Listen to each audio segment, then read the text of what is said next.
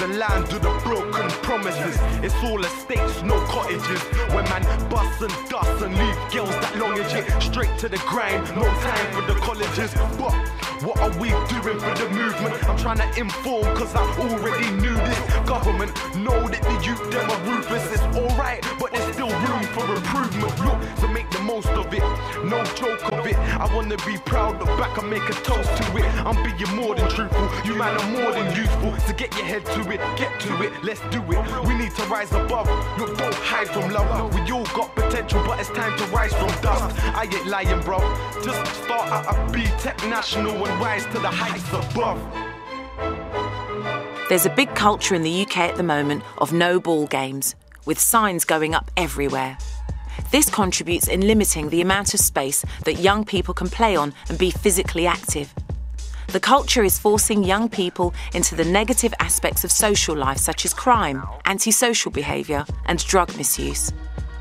Using parkour, young people look at their local environments in a different way so that they can use it to their benefit to do something positive and constructive. All you need is a pair of trainers and you can follow your own path. In our school, all we do is like football, but this is like gymnastics and that, and it makes you feel much better than doing all these other stuff. And it makes you feel much more fitter. Yeah, and it's something different, and it's a change as well. It's fun, and just like walls and tables and just poles and stairs and all that just makes it fun to jump from. And like it's just the risk of falling and the excitement, the adrenaline. It's good that it's not just like kicking a ball or hitting a ball or anything like that. It's more like just using the talent that you're born with to like use it to something effective. You don't need to be all rich and buy a new pair of shoes every or pair of like boots every like month just to be good at it. Yeah, that's why. It's good because we've never done parkour before, and technically they are very, very skilled, and they'll be able to progress very, very quick. So it's nice. All you're going to do is you're going to cat balance along it, okay? So in this position, your hands and feet, and you're just going to walk along it on all fours, yeah? Easy, yeah? All you have to do is walk to the end, to that silver bar. Okay? So you just relax, keep your balance, take your time, you don't need to walk fast. Hand and then feet. Yes. Okay? See? I think they love it because it's just like you don't need a ball, you don't need money, all you need is a fence and a pair of trainers. So it's something everyone can do as well. There's something like you don't have to be able to jump over something big to do parkour. You can just like be easy, keep going, be simple. Really, anyone can do it anywhere, at any time in the day, anywhere in the world. You get to the end and you think, and you're not close to the end, so you're thinking, oh, I could do it, and that makes you worry because you start thinking, oh no, but if I fall, I'll come all this way for nothing. Don't think about any of that. Just concentrate on the technique. Just concentrate on the technique, the hand, the feet, and eventually you'll think, oh, I'm at the end. Don't worry about the end. Just concentrate on the technique, yeah? Yes. It's very good. In parkour terms, if you apply yourself to the training, you can actually learn to do this stuff and jump and move in ways you don't think you can. And so through that, hopefully that thinking will sort of sink in and apply that to other aspects in life. Hopefully. And maybe they'll get a bit fitter, a bit stronger, and grow up fit and healthy and lead long lives. 35! Smash the record, mate. 35. 35 seconds. Let me have a go. Crime in the local community fell by 69% during Easter of 2006 and 53% during the summer of 2006 when the Positive Futures team were working with parkour instructors. How you doing, darling? There undoubtedly will be a feeling within some areas that by teaching children these kind of skills that they could put them to use in illicit means. We're teaching cat burglars of the future. This is an attitude of mind as much as anything else, and if you're teaching children to be positive, then they won't go down a negative route. As well as the community centre workshops, the parkour instructors, in collaboration with Westminster's Positive Futures programme, have established a weekly youth academy in London that offers free training for under-19s in Westminster. A further significant step was taken when several London schools incorporated regular parkour classes into their physical education curriculum. Parkour gets back to the basics of what PE should really be about: self-control, core stability, coordination and balance. Matt's is coming in 2 minutes, but we can start the warm-up. I really rate Forrest and Dan in terms of the way that they come and speak to the children, the connection they have with them as soon as they walk into the room is great. They have a real presence when they arrived here at school. I think all the boys particularly were really in awe of them and felt that they could really learn something from these guys, because the boys are really modest in the way that they approach it, and I really like that in them. I think they show the boys what they're expecting in terms of just sort of almost step over or jump or slightly jump over something, and then they let the boys do it, and then they kind of demonstrate exactly what they're looking for, which kind of reinforces the learning they're trying to put forward to the boys. I feel that parkour should really be done outside. The first couple of lessons we had here were in the gym, because there was kind of something in the back of my head which said I'm not sure the school would be too happy with me taking the children outside. And then I saw it the first time and realised just how well the boys did inside, and I arranged to form a disclaimer really just stating that they won't participate or try parkour when the instructors aren't here, when Dan and Forrest aren't here. We try to not disturb the people who are. You do line up there, you have 2 volts to do. The only things I want, guys, that you'll be safe. Don't try to be overconfident. Don't try to do something too dangerous. Just you have 2 volts to do, okay? Westminster's Positive Futures Parkour programme has developed a nationally recognised accreditation for parkour through the Assessment and Qualification Alliance, implementing the AQA Unit Award Scheme in Parkour Units 1 and 2.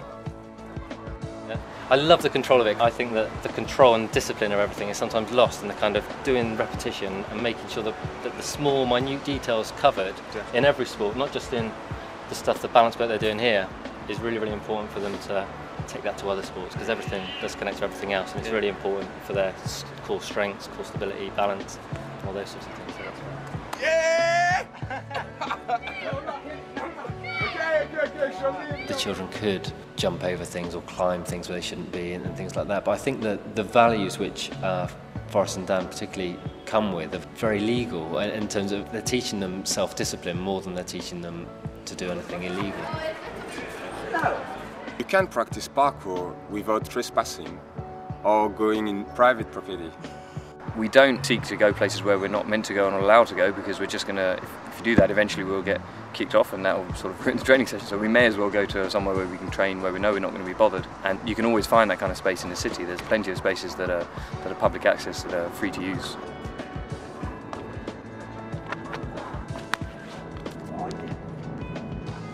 Parkour is particularly valuable for those pupils who are difficult to engage in more formal gymnastic activities, meeting many of the objectives in areas such as flight, balance and skill work. Pupils can learn the correct way to jump, land and utilise flight in a safe environment. Parkour challenges these young people in a unique and safe way. Well, with parkour, what we've managed to do is get a group of generally under-participating students really excited about doing physical activity again. Parkour's like funner than most sports. Yeah, I know, it's like, because there's no like rules or anything, you just like go. There's no rules, you can do whatever you want, and it's really different to other sports. And it's like the first time we had the apparatus out, so it's really nice to use it. It's not like other sports, you know, like some things you like have to do in the gym, and some things you have to do outside. It's like mixture. Yeah, they don't tell you like there's a rule, like you can't go here, you can't go there. You go everywhere, but there's a special style to it. So it's quite important for students to be challenged as individuals, not be challenged as a class, as a whole big cohort. Students like to experience challenge on an individual level. So I think that's one of the reasons why parkour has been successful. And also the ability of instructors to differentiate the task to make it suitable for them. And then it brings in the whole idea about self-expression and self-challenge, so they can sort of set their own standards that they want to kind of achieve. It might be very difficult for one student to make a vault over a certain obstacle, all right? But it might be very easy for another student to do it, so they can do it quicker and smoother. But just to get over an obstacle might be a challenge in itself, which might be a huge mountain for some students to climb. parkour does offer, you know, an element of danger and an element of challenge. If that's managed effectively and the students are allowed to express themselves and challenge themselves to a level at which they feel comfortable, then that's a good thing, okay? Rather than sterilising the activity and removing all boundaries from it, if we offer a little bit of risk, they engage it to a level they feel comfortable, embrace it, deal with it, then they're stronger people as a result. Will there be any chance like more sessions of parkour, like instead of just once a week, I don't know, 2 times a week or even 3? We want to get interested in it, but we're like a bit embarrassed maybe to do it outside. So this will like help us to get out there more experience, so we know that we can do it outside and not get embarrassed. So, what is the future of this once underground movement that's now emerging so vibrantly into the mainstream consciousness? Already, the experts working with Westminster are involved in projects to construct specialised parkour parks that will provide dedicated spaces in London for people to practice the discipline safely all year round. This and other unprecedented projects are just part of the development of this amazing phenomenon, which possesses almost limitless potential to reach young people in every city in the UK and beyond, and to help them break free from the constraints our urban spaces threaten to impose. As Nelson Mandela once said, sport has the power to change the world. It has the power to inspire in a way that little else does. It speaks to youth in a language they understand. Sport can create hope where once there was despair. It is more powerful than governments in breaking down barriers. It laughs in the face of discrimination. For a generation that's growing up under ever more stringent rules and regulations, what greater gift can we provide than the vision of freedom found in parkour? If you feel more comfortable, don't look down. Try to look forward. Yeah, cool. And you can smile, huh? Yeah.